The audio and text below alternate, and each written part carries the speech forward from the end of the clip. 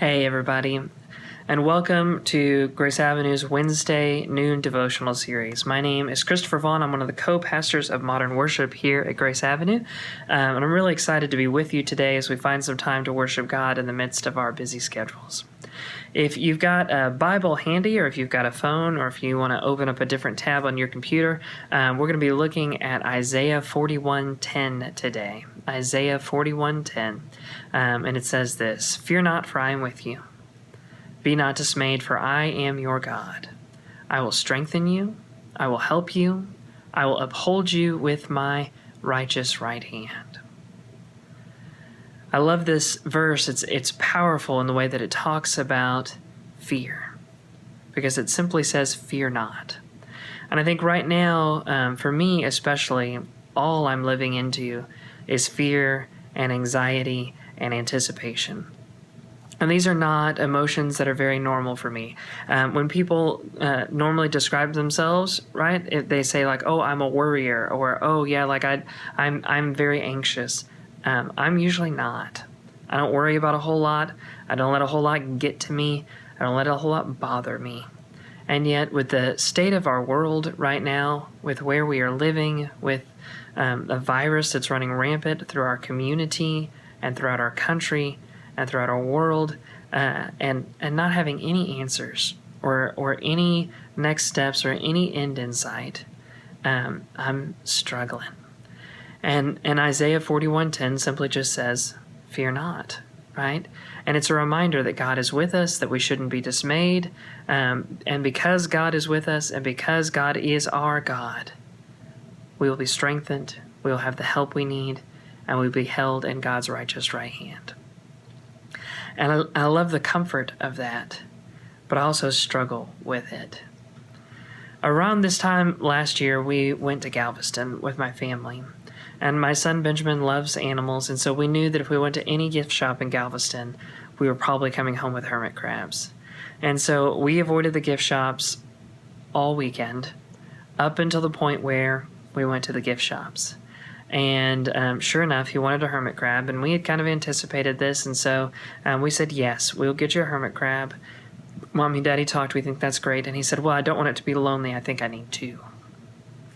And so we came home with not one, but two hermit crabs.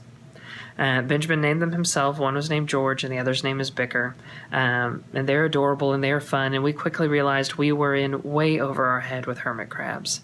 They are not simple creatures that the people in the gift shops make them out to be.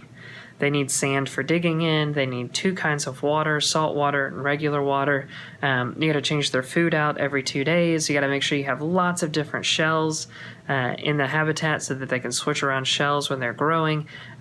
All in all, they're kind of a nightmare of a pet. But we have recently had a struggle with some of them that I want to tell you about. We got a big crate, whatever you want to call it, for our hermit crabs.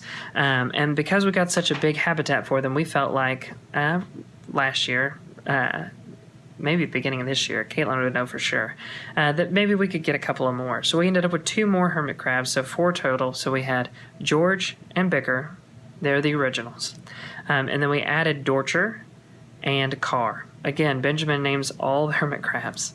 And about a month ago, we realized that Carr was starting to molt. And as he was starting to molt, which means he is shedding his old exoskeleton and he's growing into a new one, we realized that he was going to need some sand to bury himself in and possibly some new shells. So we got some new sand and we got everything right, and he started to kind of dig, but then he seemed to not, and he crawled over to the water bowl, and we walked over one evening and we realized that Carr had died. And we were so upset because we had done everything right. We had deep sand for him, we had a place for him to soak, we had everything he needed, and yet we had failed him. He had still managed to die. And so we decided that maybe it would be good for Benjamin to face a little bit of this mortality, to know kind of, we didn't want to hide from him that Carr had gone somewhere else, or we wanted him to know that Carr was dead. And so I went and I woke him up and I said, "Hey, I need to tell you some bad news." I said, "Carr has died. Do you want to see him?" And he said, "Well, yes." And he was very teary, and we showed him Carr, and Daddy picked him up and put him in a box and as I was picking him up in front of Benjamin, he fell apart, right? The top half of him fell out of his shell. And so for those of you who are eating lunch while listening to the devotional, I apologize for that visual image, but his top half fell out of his bottom half. And I put them both in the box, and I put Benjamin to sleep, and then I took that box. And usually when we have a pet that passes away, I go outside and I bury him. But for whatever reason, I just said, it's late at night. I'm going to throw it in the trash. And so I threw Car in the trash, and Caitlin and I went to get ready for bed, and we were talking about how awful it was that Car had died. And, we were still looking up some of the molting things to see, where did we go wrong? Because we knew the other 3 were going to molt at some point. And as we were looking stuff up, we found this thing. It said, it may look like your hermit crab is dead, but it's probably not. And then it says, unless this or this and this happens. And I said, well, his body literally pulled apart from his shell, so he's definitely dead. And Caitlin said, he's definitely dead. And then I got this feeling, and I said, you know what? I'm just going to go check. And so I went to the trash can, and I reached into the trash, and I pulled it out, and there was his nasty exoskeleton body. And I pulled his shell out, and I looked inside of it, and inside of his shell was Car.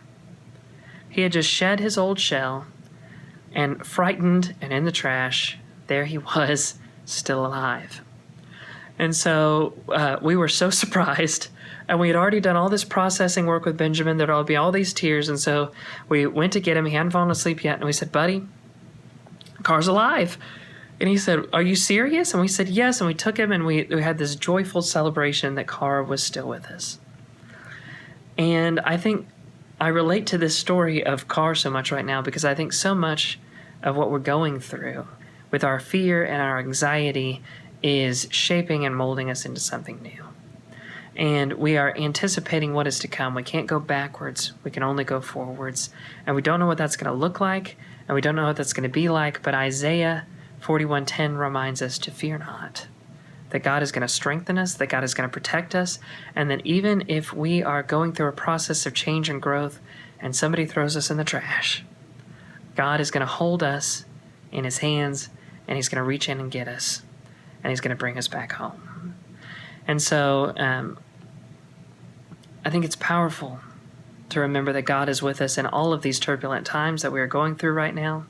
I hope that you feel God's presence and blessing with you. I thank you for joining me for worship today during our Wednesday night noon devotional time, and I hope that we'll see you all online soon. Have a great week.